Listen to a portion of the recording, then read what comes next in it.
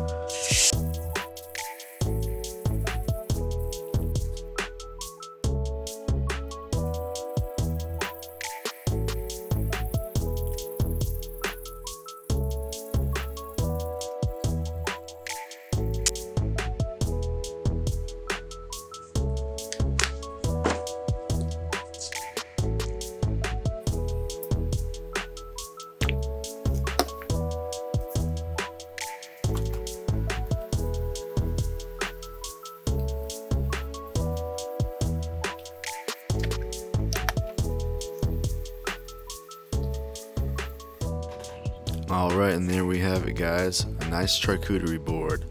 Made a nice gift for my mom for Christmas. So after you put the finish on there, just let it dry for 24 hours, put another layer on, and you've got this beautiful piece of kitchenware. But thanks for watching. Please go ahead and like and subscribe, and I will see you next time. Thank you, guys.